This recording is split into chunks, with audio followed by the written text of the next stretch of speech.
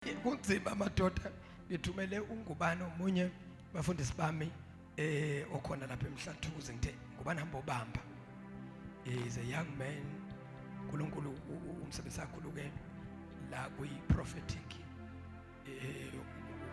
uNkulunkulu umphile igift ye prophecy uNkulunkulu mambulele ngizomletha naye ngasekudala kodwa uzamletha ngo2026 ngiyacela bazalwane sengene ezweni lenkosi abanye bathi uqeda nini befana bese yaphuma inkonzo sihambe semakhaya akusabandi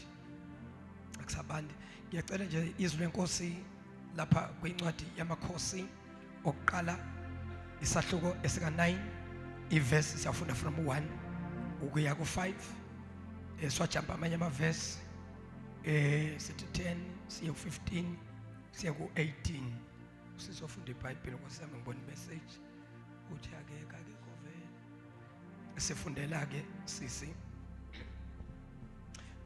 ngesilungu ke 1 Kings chapter number 9 verse 1 to verse number 5 okanye mhlambe nje to verse number 10 akunandaba. Izwi lenkosi lithola kulomakhosi okuqala isahluko 9 verse 1. Kwathi uSolomoni eseqedile ukwakha indlu kaJehova nendlu yenkosi nakho konke ukufisa kukaSolomoni ayefune ukukwenza, uJehova wabonakala kuSolomoni ngokwesibili njengalokho ayebonakale kuye eGibiyoni.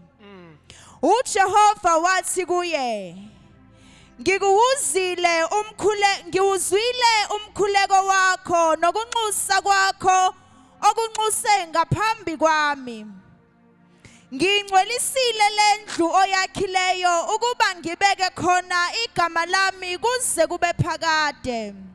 Amehlo ami nenhliziyo yami kuya kuba khona izinsuku zonke. Okay, miyekele ku chapter 9 usithathela ukuthi sivele siqonde straight endabeni asiye ku chapter number 10 verse 1.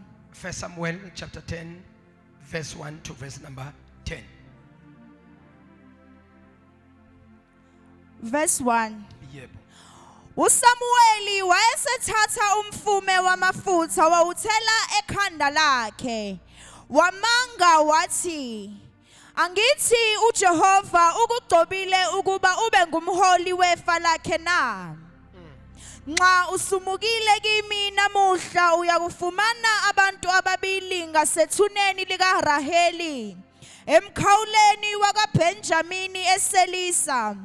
Bayokuthi kuwe, izimbongolo owawuye ukuzifuna zitholiwe, pheka uyihlo uyekile izimbongolo. Uyanqena ngani ethi, Ngiyakwenza njani mntana omuntu na? Nxa usukile khona uye phambili uyakufika kulo ioki laseThabori. Uyakuhlangana nawe umuntu Kuyahlangana nawe khona abantu abathathu bekhuphukela kuNkulunkulu eBhethela. Omunye ephethe amazinyane amathathu ezimbuzi, omunye ephethe izinkwa ezintathu, omunye ephethe imvaba yewayini. Okay. Nalapho futhi seyihambe kakhulu. Awuqale ku10.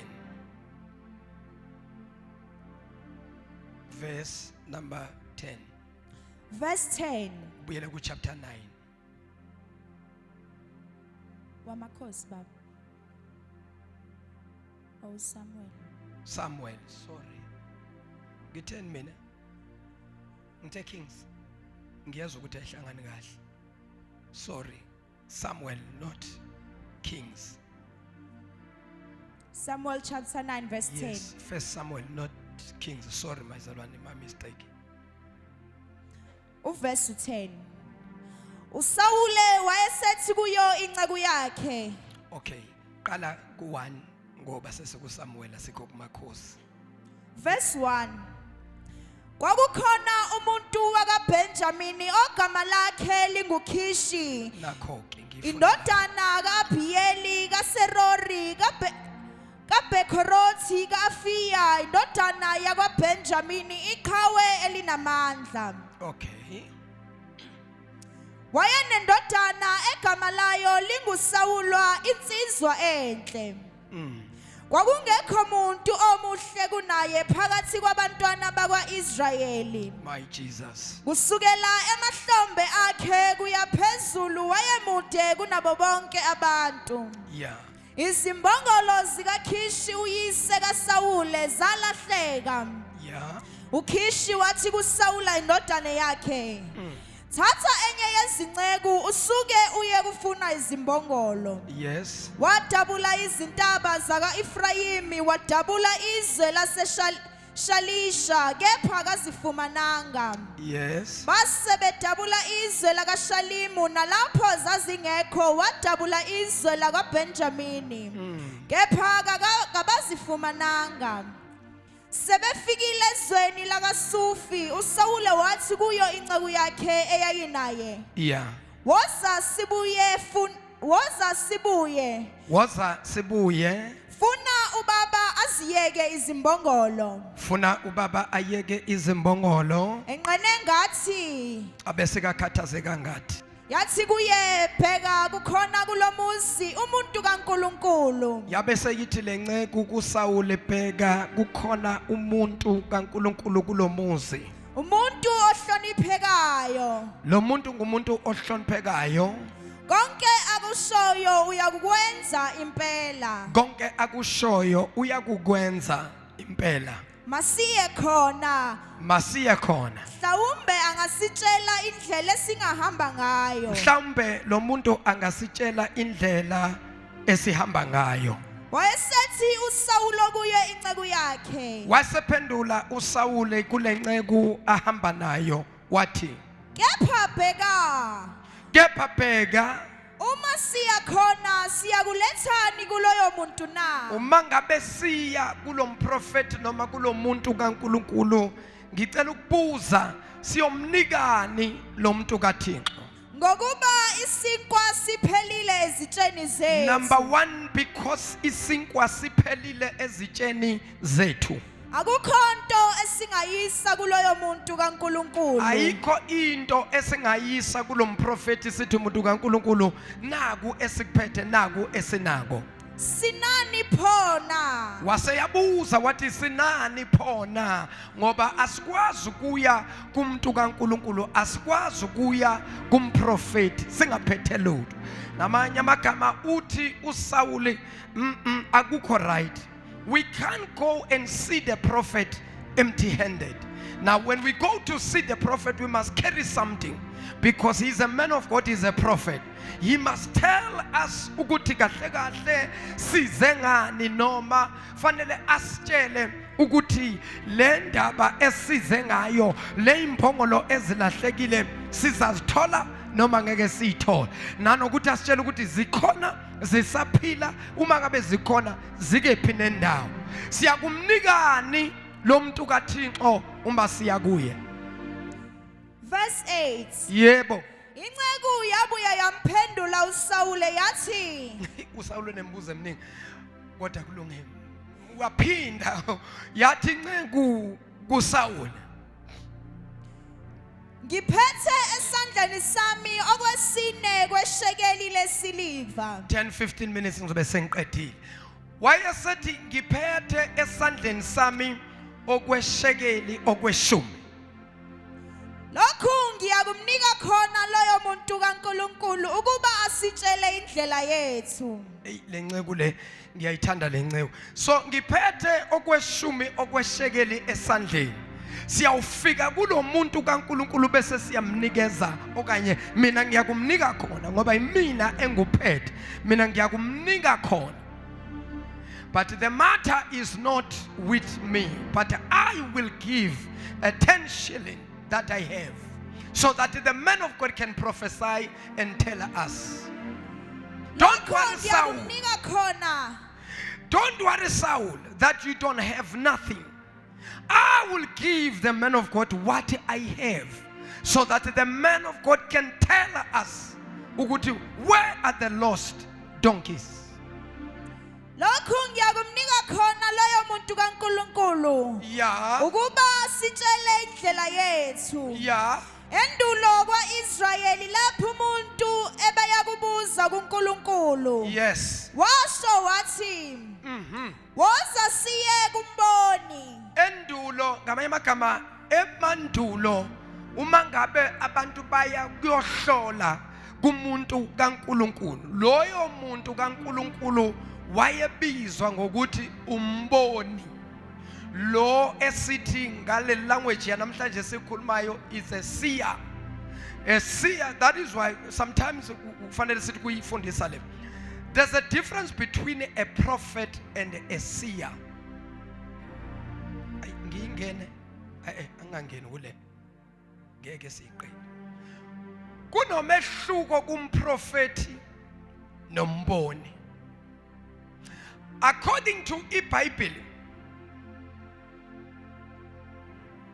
the research okanye ama-scholar mabenza i-study concerning abaprofeti, thina sazi ukuthi kunomprofeti, but ama-scholars adiscover ukuthi there are 7 types of prophets.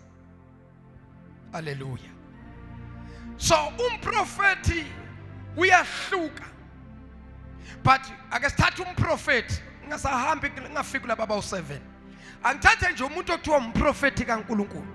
When we talk of a prophet and when we talk of a seer, lo esithi umboni, there's a difference between a prophet and a seer.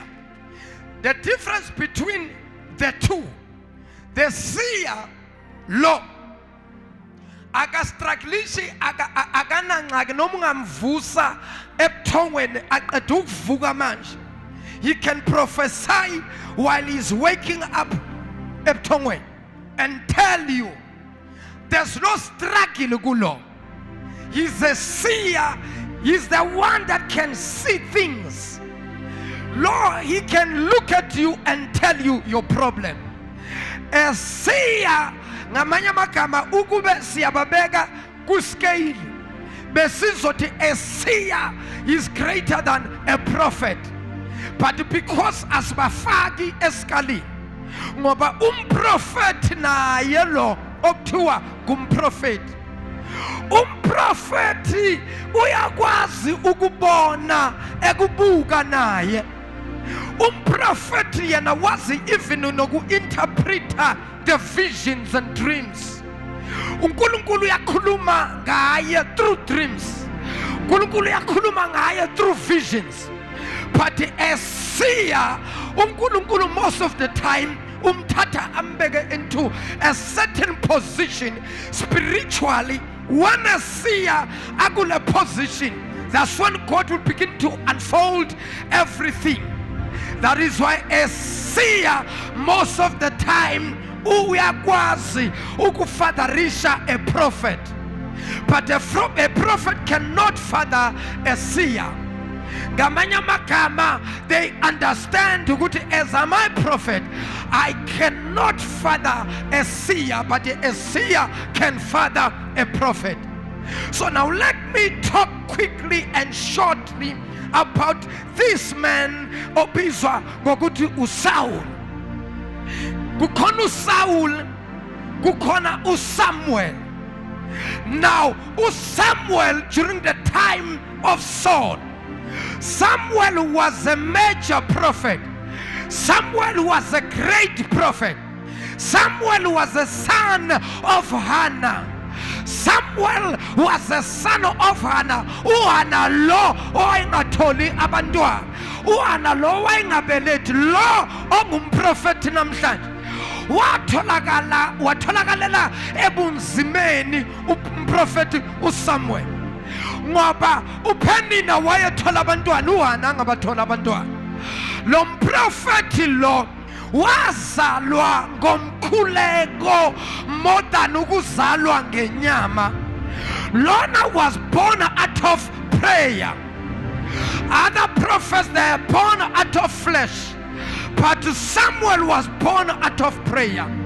What happened to Samuel is this: When Hannah was praying in the temple at Shiloh, Hannah prayed to God and make a vow or make a covenant. Hannah wathi kuNkulunkulu. Now I know why things are no longer happening in this place. I have discovered a secret. I have seen that this house, as much as we are serving, as much as we are worshiping, but I have seen that there is anointing that is lacking in this house. Why? Because there is no longer a prophet who can see things in this house. Now he said to God when she was praying, she said to God, God, if you may bless me with a son, wati uhana Nkulunkulu, let us make a covenant. Let us make an agreement. Let us make this. You give, I give. Or I give, you give. And there's something that God you don't have. I have it. What uNkulunkulu hana uthini kahle kahle. What uNkulunkulu unento onganayo mina nginayo wena awunayo. And when uyayidinga land, so is me. Nami ngiyayidinga land. Wena Nkulunkulu mina nawe sinezidingo sobabili. Unento oyidingayo, nami nginento engiyidingayo.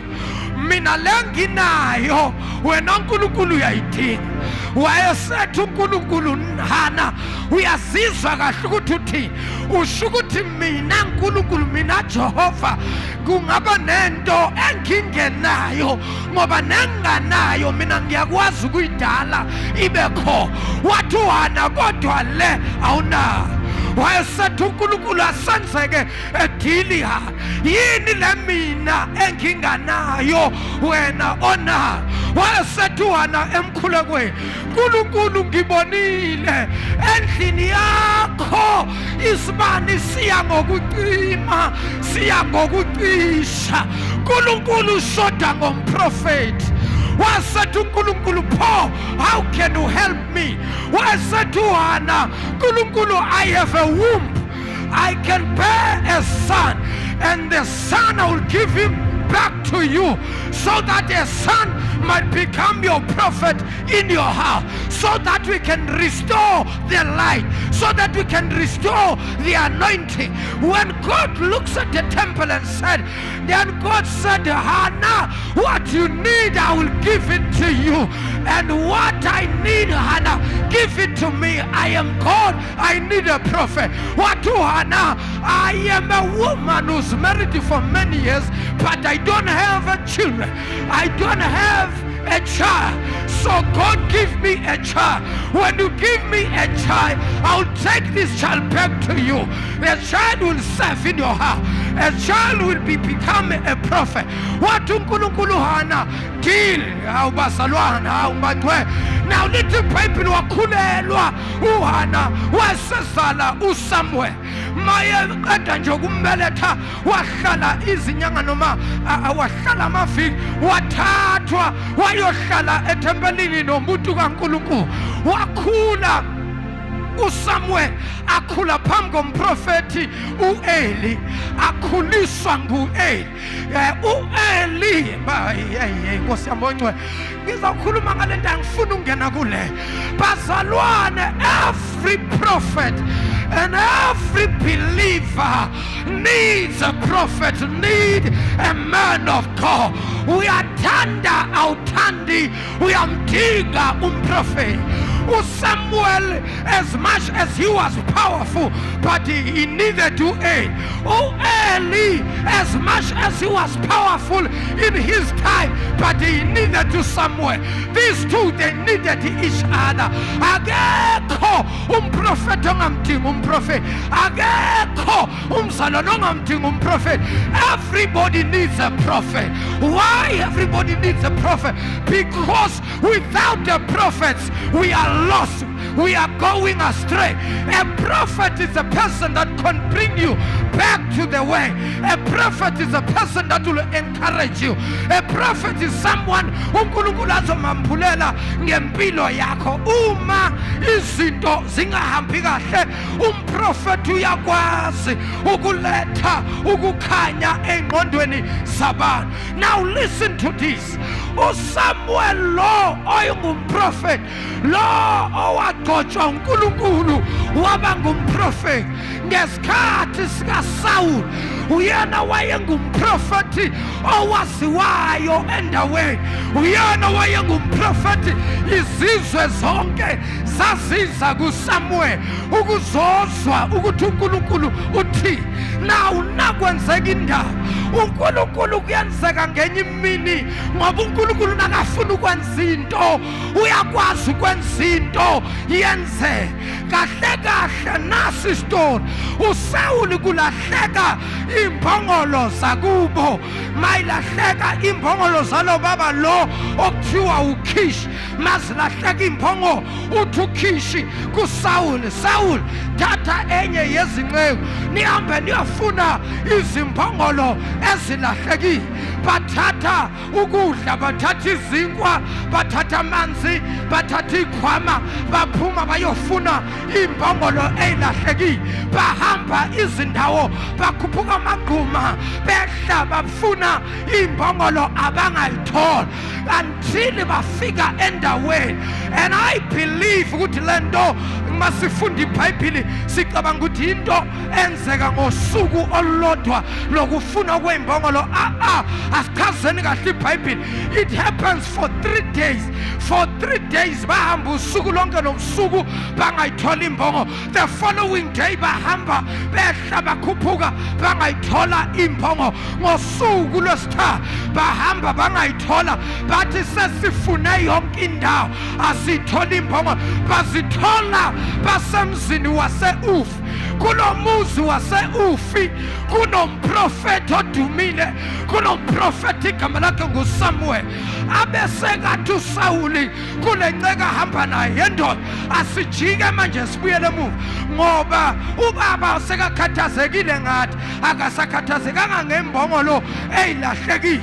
Abeseyithi le nceku Sawuli singajika kanjani sibuyele emumva singayifumananga imbongolo na? Sawuli singajika kanjani siphindele emumva singayifumananga into esize ngayo? Saul, how can we go back unless we find the lost? Wathi ke endoda inkinga manje ubaba uzokhathazeka ngathi hayi ngembongo. What asijike yathi inceku Saul asikwazi ukujika sesila sesambe kakhulu for 3 days sifuna imbongo asikwazi ukujika. Wathi uSaul asijike ubaba ukhathazekile ngathi yathi inceku yabona la asindawo asikwazi ukujika singayitholanga into esize. Ngiyayithanda le nceku emthanda lo baba kwangathi bandla lingaba nomoya wale ndoda le ethi njase sifike la e-Eagle Mountain angihambi la ngingakatholi isibusiso, angihambi la ngingakayitholi breakthrough yami, angijiki la ngilana ngizohlala izulu lize livula amafastela livula iminyango lithulela isibusiso phezu kwami. Awuthi umakhelwane uthi makhelwa uyashesha ubuyele emuva, uyashesha ubuyele emuva, uyashesha ubuyele emuva, uyashesha ubuyele emuva. Ungabuyele emuva ngoba kunesibusiso sakho uNkulunkulu asibeke kule ndawo. Kodwa moyo ntwe ake ngiprepare abantu ngibaprepare u-2026 because kunabantu kumanje abanye ba-undecided. Omunye akazi ukuthi 2026 uzobe sekhona la noma uzoba ngasekho. Kodwa I'm here to tell you 2026 kunezinto uNkulunkulu ayiphathela abantwana bakhe, kunezinto uNkulunkulu ayiphathela ibandla, kunama breakthroughs uNkulunkulu awaphathela abazalwane. Mzalwane hlala until uzubona isibusiso sikaThixo.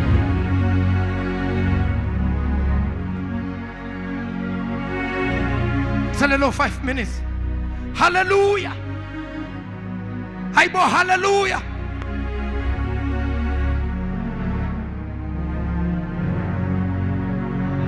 Hayibo hallelujah. Hayibo hallelujah. Amazwi omprofeti awafani namazwi enceku. Umprofeti unendlela akhuluma ngayo, kodwa lendlela akhuluma ngayo izwi alikhulumayo umprofeti liyenzeka. Lalelani sesiyothanda nayi argument phakathi kwabantu ababili, same vision, sizofuna izinto ezilahlekile.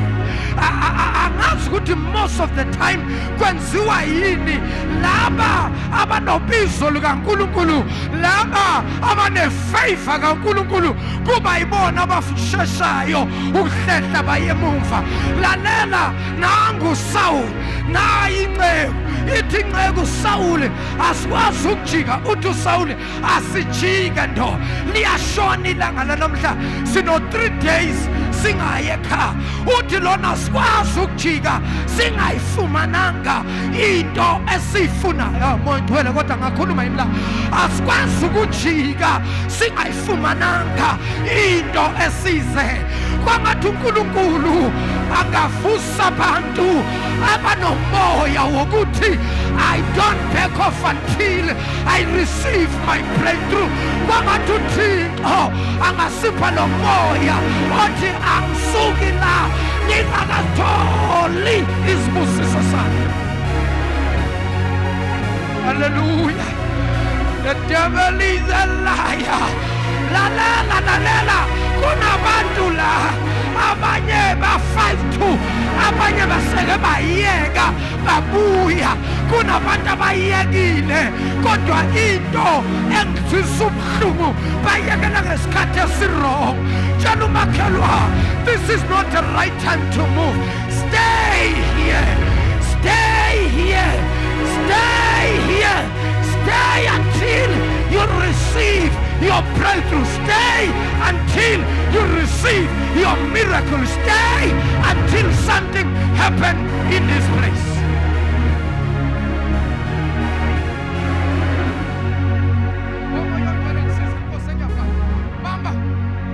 Argument. Asijike baba. Asikwazi ukujika singayitholanga into esifuna. Mara manje inkinga ubaba ngeke asakhathazeka ngembongolo, uzokhathazeka ngathi. Yakona kulungile kodwa sikwazi ukujika singayitholanga. Baba asijike. Asikwazi ukujika Saul singayifumananga into. Okay. Uyala ukuthi sijike. Now lalela ke. Manga besiya kulo mprofeti othi wena ukhona, uyahlonishwa, ukhuluma izinto zenzeke. Namu ke sesifikile kuyi siyomnika. Yini esomnikayo? You can say ukuthi Saul tried by all means to run away from his calling. That was the devil. It was not Saul.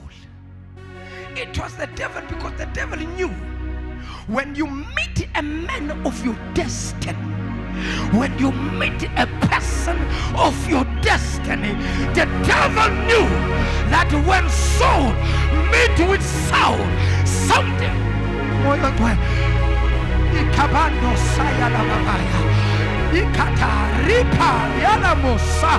Hey, hey, hey, hey, hey, hey, hey, hey. When you meet Mukurata, Rutapa, Yikapos,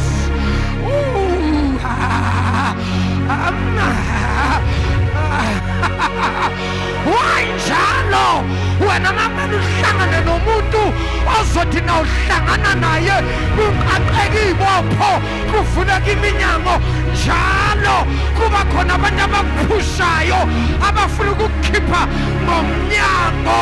Abaningi baphumile, abaningi babekezelile, namhlanje baba basimangaliso.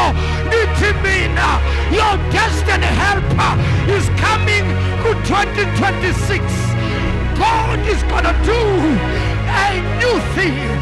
Someone 2026. Somebody's coming. Somebody's on the way. Somebody's on the way.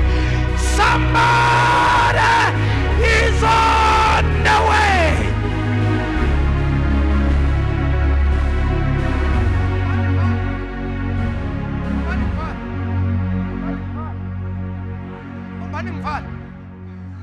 Hey, yebazalwane empilweni uyasokola uma ungakahlangani nomuntu ohambo lwakho. Ngoba akekho umuntu uNkulunkulu amdala ukuthi wena uzayimela nje. Wena izinto nje uzasenzela nje. Akekho ngoba bozoba nepride. That is why uNkulunkulu always noma ngakunikeza ezinye izinto kodwa kuba khona into ayibamba. Kunabantu abanayo yonke into kodwa shodo into encane. Nabantu abanayo yonke imali ongacabanga ngayo kodwa ubuthongo abanayo. Driver yonke inhlobo yemoto ulala kuntofontofo phedi ulala emahotela ulala ekhaya lakhe lifana nokuthi yihotel kodwa ubuthongo akanabo. Kube khona umuntu oyilalela esikepeni nje sombhede uyalala alala uthongo kuze kuse uyaphupha kulesikepe sakhe alala kuso akaphuphi loya kule ntofontofo phenyiki yakhe. Abani baluthandaza usukhulekile imikhuleko eminingi usuyithandazile imithandazo eminingi kodwa kunomthandazo ongakawuthandaza ngicela ukuthi uqale manje because uNkulunkulu ngo-2026 kunabantu I'm afraid when God connects you mama I don't know who this person I'm prophesying ukhona umuntu okhona phakathi kwethu la lento ezokwenzeka ngo-2026 izobe ingaqali. uNkulunkulu uke wazama ukuhlanganisa nabantu usathane wangena wabaqhelisa abantu nawe wanganaki ukuthi lo muntu oqheliswayo lo umuntu onohambo lwami umuntu oyongithatha kule stepisi lesi angisuse kulesi angibeke kulesi angisuse kulesi angibeke kulesi ukuze ngibe la namhlanje ngishumayela ifakhe ngake ngaba la ngake ngalala ematende ngake ngaba umfana ngalusa ngangingazi ukuthi ngenye imini ngiyoshumayela ngishintshe impilo zabantu kubusiseke abantu ngento uThixo ayibeke phezu kwami. But one person ngelinye ilanga wadiscover waprofeta wathi wena mfana unobizo lukaNkulunkulu ngayala kanti ngiyasidilay. One time I met a person want to be strong, fear not, you have this thing.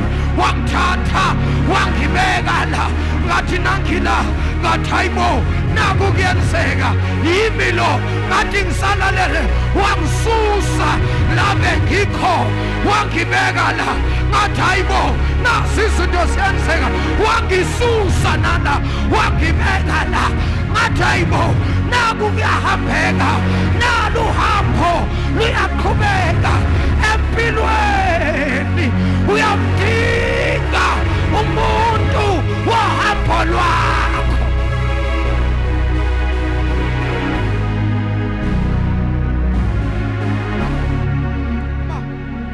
Basengethana hamba malashi seqethelela Friday mawungakahlangani nomuntu wahambo lakho ziyadileya izinto. I'm telling you, child of God, there's a person amongst the people uNkulunkulu abeke a live wire kuye. A live wire is that cable that has a power, because amanye ama-cable they are neutral, they neutralize the power. But the other cable, there's a cable called live wire. A live wire, it's a cable that brings the power. Whether there is a neutralizing power, this cable doesn't care.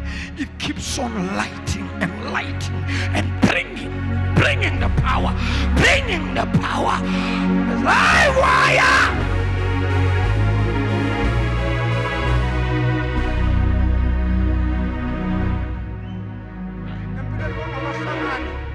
Nomuntu ohambo lwakho. Kunabantu ababizwa ngokuthi ama-destiny helpers. A destiny helper umuntu wohambo lwakho, umuntu othi nakafika empilweni yakho uthi hey wasengwana papa, hey ngwaneso wasekunale mathatha 1 2 3 1 2 3 ari mara awusaw serious wasambuthi ona lo hape phela ntwe wena obolela ngayo na is nothing naki nale batho omunga aba uconnect le batho omunga iba a connection wire that will pass the power to the next second.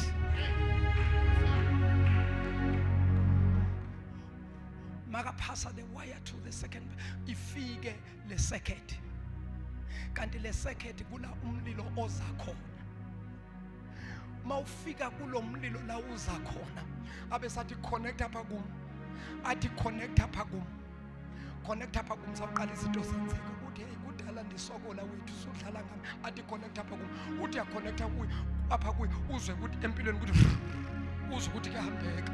Hayibo uze wena unamandla ukuthi hayibo hey naku ke manje uthi na uthi baba ngegama lika Jesu ukuthi uNkulunkulu avelenze uthi hayibo namhla senginokhuleka mina into uNkulunkulu ayenza uthi uthandazela le uNkulunkulu ayenza uzusabe nokuthandaza uthi hayibo sengiyasaba yazi ngendlela uNkulunkulu aphendula ngakhona kodwa kusesebuya uNkulunkulu ophendula noma sekumadimoni azama ukungitshontsha kanti uya uThixo umahluko ukuthi uhlangene nomuntu wohambo lwakho.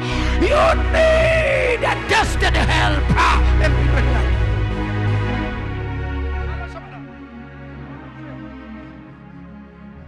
Inceku uSaul yabazali bonke di notice into yabona into othi na uyenza empilweni ivele yenzeke nje ungabi na struggle ungabi na hustle ungabi na lutho boyicheck isisi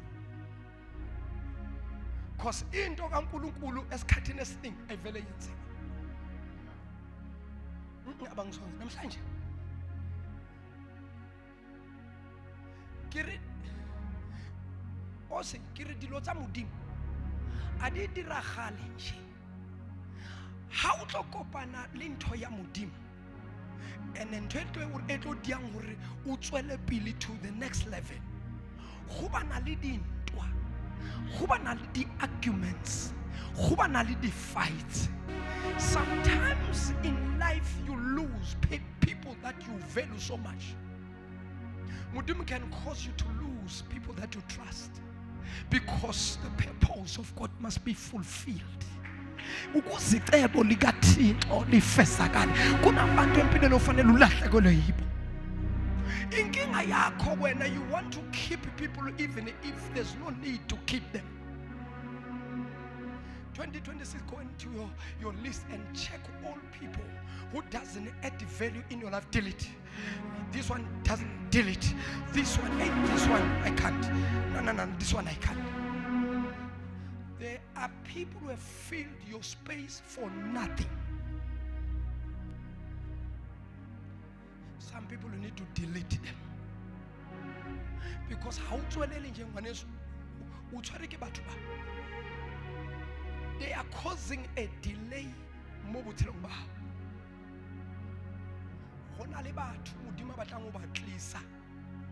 But every time your space is full.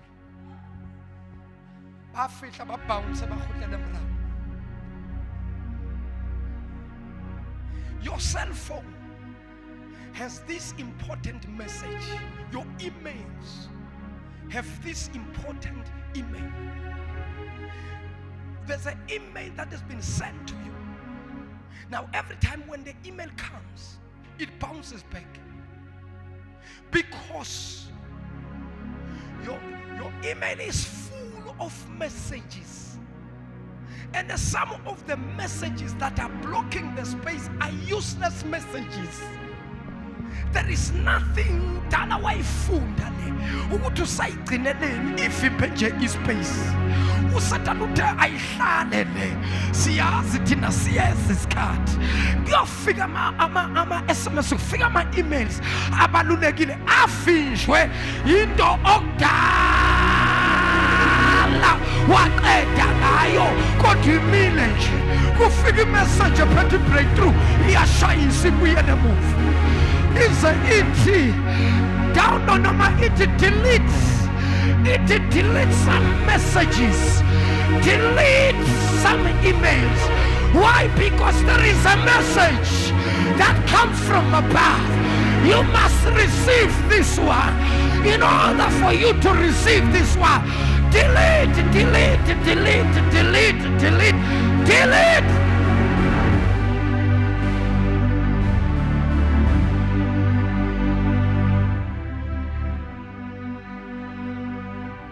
What you Sauli? Hey, ngiyayizwa lento ayishoyo. But manje inkinga nakhona eze evume. Hey, uncengiwe uSauli. And into ebuhlungu uSauli njengoba nginconganga uncengelwa ibreakthrough yakhe.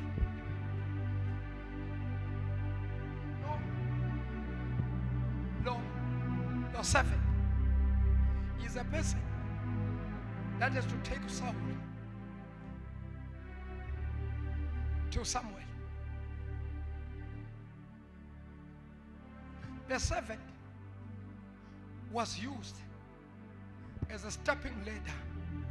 As you are working here, you need that scaffolding to climb because you cannot reach that point. Some places are too high to be reached, but you need something also kwela phezu kwayo ukuze ufike lapha. I know ukuthi aningangizwa ngicela ukuvala mabemela ithi lenceku lalela yabona kulomuzi esikuwo yabona lapha eWenberg kunomuntu kaNkulunkulu lo muntu kaThixo kumuntu ohloniphekile lo muntu kaThixo umuntu othi bakakhuluma izinto zakhona ziyenzeka. Wathi ke yabona sikwazi ukujika unless mina ngavuma ukuthi sibele emuva uma ngabe sesibuya kulo muntu kodwa masingakafiki kulo muntu angakholwa ukuthi sikwazi. Mina ngine show ukuthi masingafika kulo yaba zokwenzeka izinto. Wathi uSawuli ke kuyafana masifika kuyeso mnikani ngoba isinkwa besisiphethe siphelile amanzi besiwaphethe aphelile asinalutho. And surely we can't go to the man of God empty-handed. Yathi nceku, I've got something. Tell your neighbor, I've got something. What? I've got something. What is it? What? I've got a 10 shilling. It's not that much. It's not something bigger. It's not something huge. It's not something that is going to amaze the prophet, but I've got something. There's something that I have. I will give it to the prophet. The prophet will tell us, where can we find the lost donkeys? Then Saul said, if that's the case, it's fine. Let us go.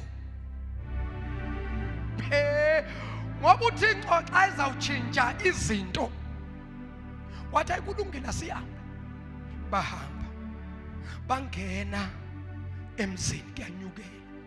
Uma bengena emzini bahlangana namantombazane aphethe amabhakede ayokha amanzi.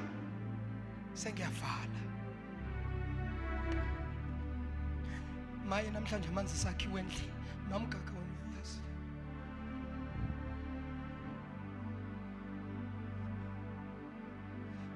Take him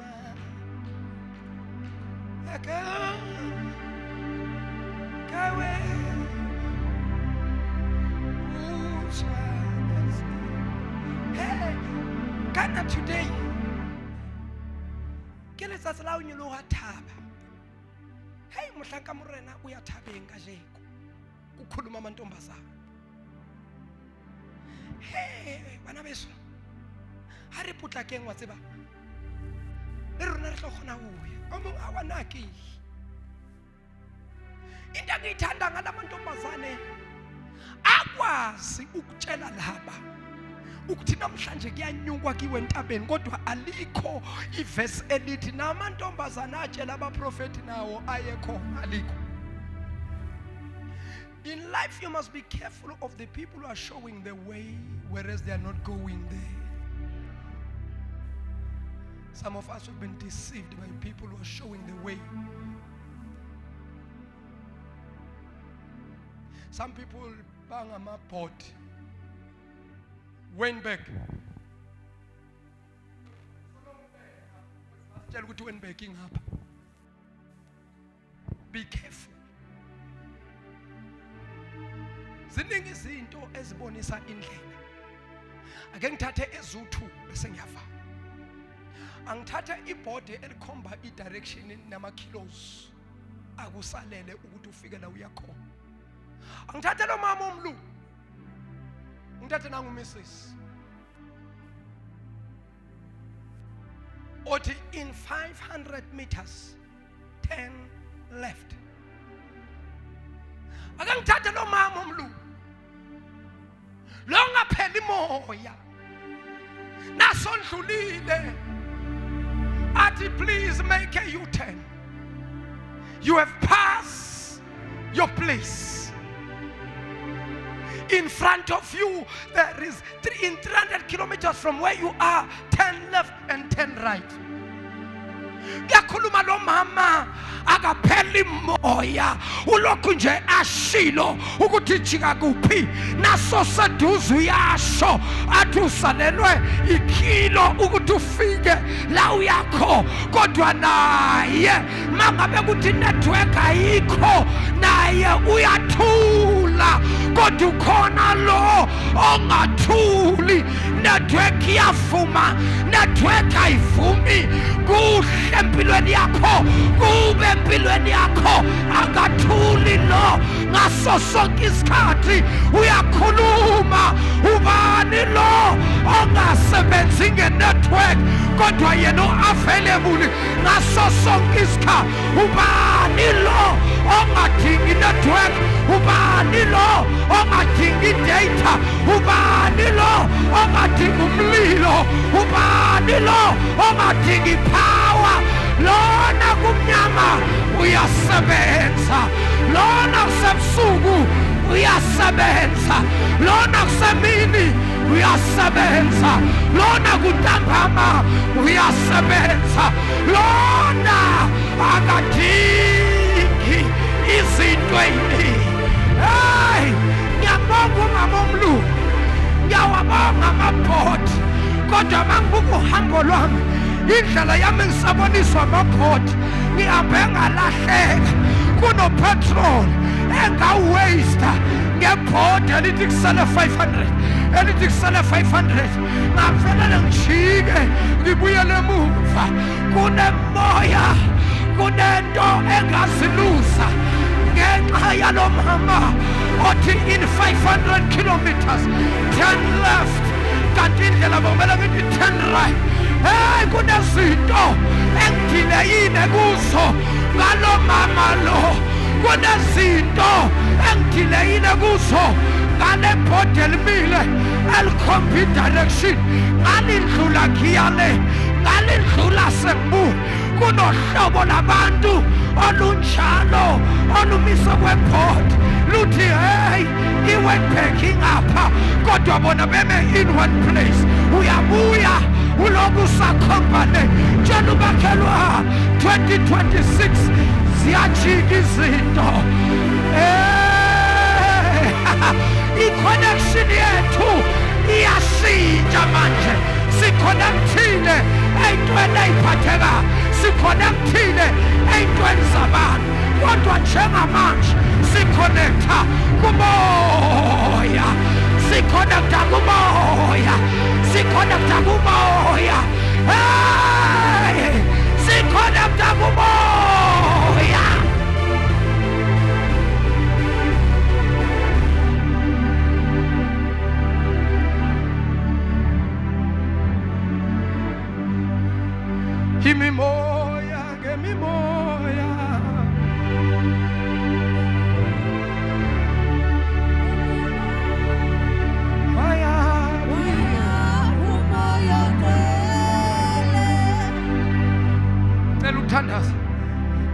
asihambeni. Ayibonane bangcwele ngoLesihlanu.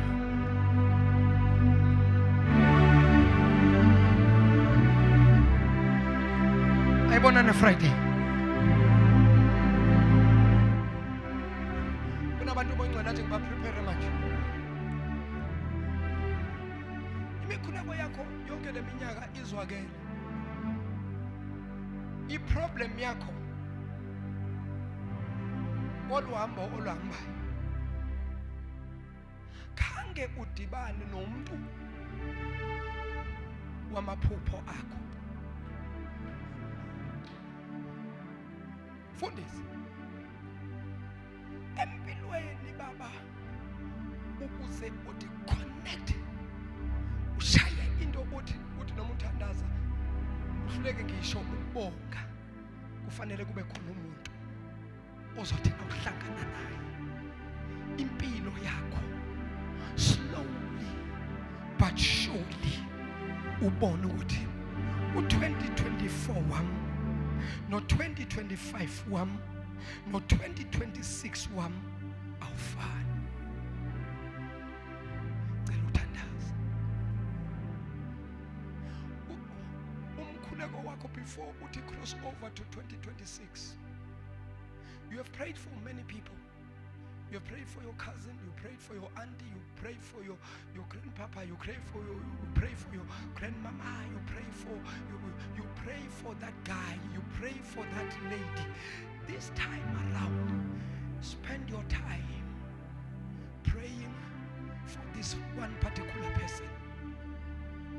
Lord, where are my destiny? Help us. Father, why am I struggling like this? Ungayinothisi wena into yokuthi athi umuntu hey yazi ndadibana nosbanibani loyo umuntu adibana naye wachange ubomi bakhe. That person was a destiny helper, a game changer.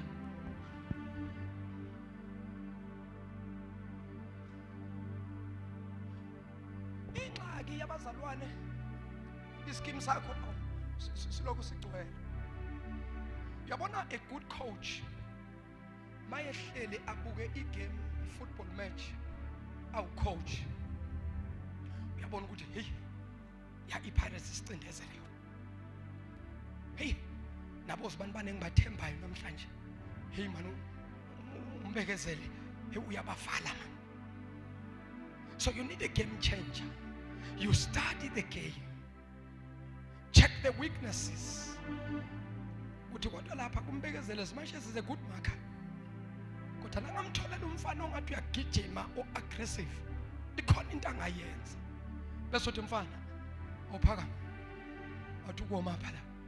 Aphakama umfana athi. Athi mfana sezonke. Athi mfana. Athi. Leso sikhathi lokuthi uyicoach. Empilweni ezomzalwane there is a place okumele uyithole ukuyona. Awuyikothandaza khona into ebizwa ngokuthi observation. Observation is when you go to a certain place, and most of the time it should be a place that is higher, because in the place at your same level you cannot see things. If you want to see things clearly, you must climb a place that is higher. In that place, that's where you can look and observe and check everything.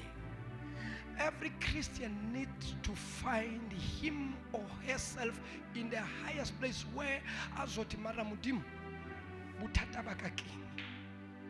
Why? Whether halankana mudimu sekibala dilimo kinali more than 10 years gipulusitswe mara huna le dilo tse lo radiso diragale ke a tseba modimo wena modimo wa nako mara go mbonisa modimo re bothata keng. Standing in the high place so that you can be in a high place. Modimo tla o bontsha hore wena ke wena mang, wena king into a causing delay mo bophelong ba hao. In the highest place, that's where you can see ura When you descend in the highest place, that's when you start to delete some people. Bazalwane, surely some people, they don't add value in our lives, but we have kept them.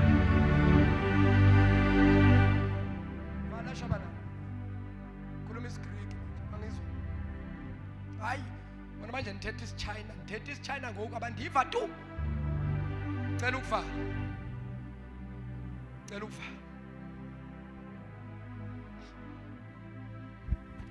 Wathi usalokhe asiya siyobona lo muntu okhuluma naye. Mina ngina next. Nga expect ukuthi masifika lapha mina ngizokhipha something ngikutshela manje kusesela. Ufana nomuntu umu-invite esontweni. Uthi asahambe phela. Athi hey phela sekunenkinga yazi mina. Anginamali yokugibela ukutshela manje. Uthi hayi ngizokukhweza, don't worry ngizokugibelisa. Athi enye into mina namasonto wenu kuyanikelwa kuwo. Ngiyazi phela mina bazalwaneni kuyanikela. Mina nginayo nemali yokunikela. So mina ngifuna ukuya esontweni nginganikeli. Mina phela ngiyakwazi ukunikela ukuthi umuntu kumsiza ngani. Izindlela zokubaleka. Wabeseka athi lencengo, don't worry. Yimi ozonikeza umuntu kaNkulunkulu bese sitshela izindaba. Wathi okay mosho njalo ke yasambeka siyobona lo bafika. Athi amantombazane bathi sifuna umuzi womboni, umuzi womprofeti la ukephi. Bathi amantombazane nawu nje nawu la ngenhle. Manikhuphuka nje nithi. Manibamba nje umbongo womuzi. Manithi nje nizobona umuzi womprofeti. Akhuphuka amadoda mabili. Ehla amantombazane. Mabayofika ngasesangweni. Kanti ngayizolo uNkulunkulu lethi isibonakaliso kuSamuel. Waletha lo Saul. Mabafika bathi baba siyaxolisa Nkosi yami sanibona nisicela ukubuza. Umuzi womprofeti ngabe ukephi kule ndawo? Uphendula uSamuel. Wathi yiwo umuzi womprofeti lo. Bathi hawu Nkosi yami baba. Hey. Baba Nkosi yami sihamba lapha silahlekelwe siyabuza. Wayesethi uSamuel lalelani ke madoda. Lokho enize ngako sizokukhuluma. Wabavala isango. Wathi asambeni. Usuku namhlanje lwe-sacrifice kufanele sikhuphuke intaba. Siye phezulu entabeni. Ngiyoshisela uNkulunkulu umnikelo wokushiswa. Bahamba. Abana choice balahlekelwe. Balandela umprofeti nabafika zazidekiwe. Washo umhlabelelo wengoma. Wathi kwakunginingi. Kodwa Nkosi yami. Kodwa mina ngazi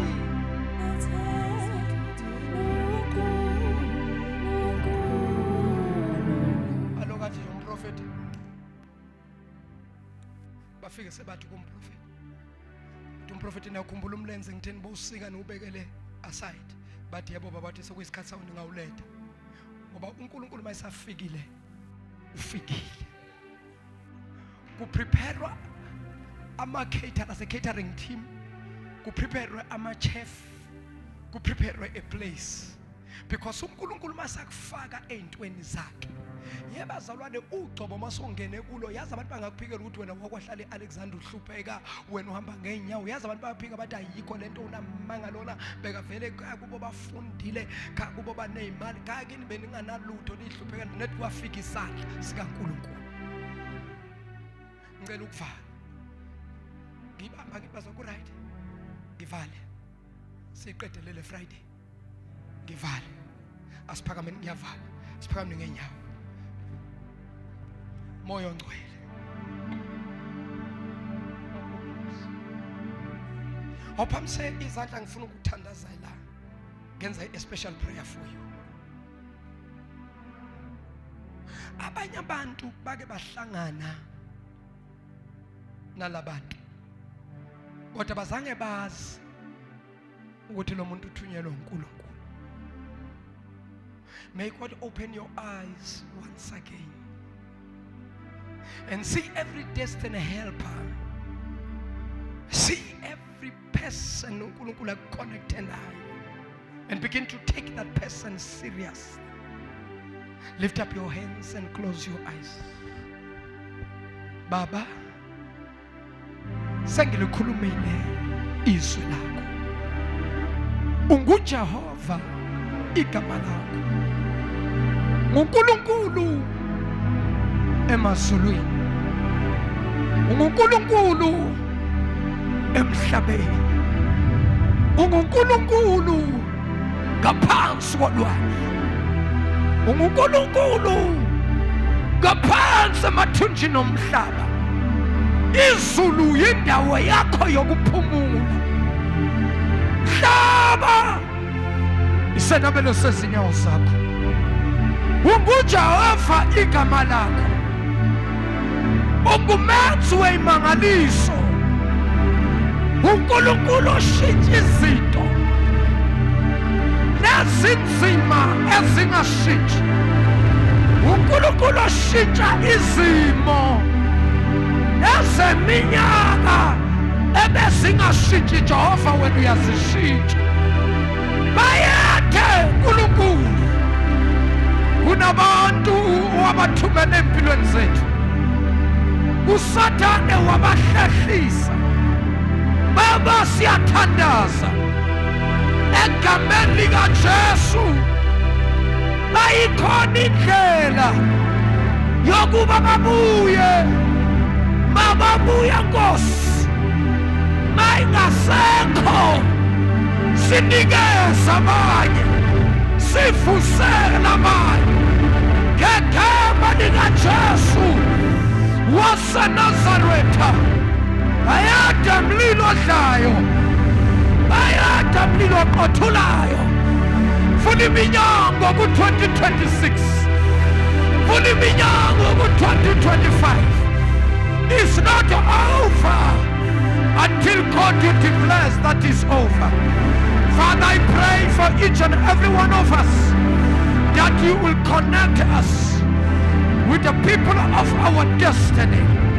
You connect us, oh God, with our destiny helpers. In Jesus' mighty name. Father, we thank you. Father, we bless you. We give you honor. God, we give you praise. God, we give you glory. In Jesus' name. Oshayizandla zakho besuvula umlomo besiyabonga. Oshayizandla ubonga uNkulunkulu egameni leNkosi. Shayela izandla kakhulu uNkulunkulu. Ngihlanganise nabohambo lwami Nkosi. In the mighty name of Jesus. Baba siyabonga. Na inkonzo ya Friday. Baba siyayikhulekela. Baba siyathandaza. Ngegama likaJesu waseNazaretha. Ithwale uNkulunkulu. In Jesus' mighty name we pray. Amen and amen.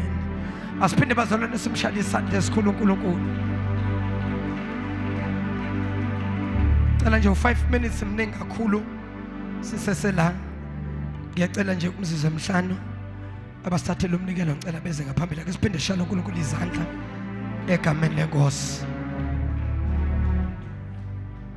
Ngiyacela bazalwane silethe umnikelo yethu egameni leNkosi ethu Jesu. Abafuna ukuswipe bazoswipe. Abaphethe ucash wabo bazoletha ucash wabo sinikele egameni leNkosi ethu Yesu. Kuzosinceda ke bazalwane nama expense esibhekene nawo. One of the expenses na into stage lapha fanele sibe sihle. The other expense ama guest ethu kumele kube khona esibanikeza kona. So ngiyacela ke kubazalwane ukuthi ke senze njalo. Let's give our best. Kanti uNkulunkulu mayekuthinta uthi baba ngiyafuna ukuphamisa izandla. Ungesabi. Uvele ungithinte uthi baba ngiyacela nami ukufaka isandla lapha kulaba abezayo ithole isibusiso egameni leNkosi. Ngicela shalom uNkulunkulu ihlombe elikhulu.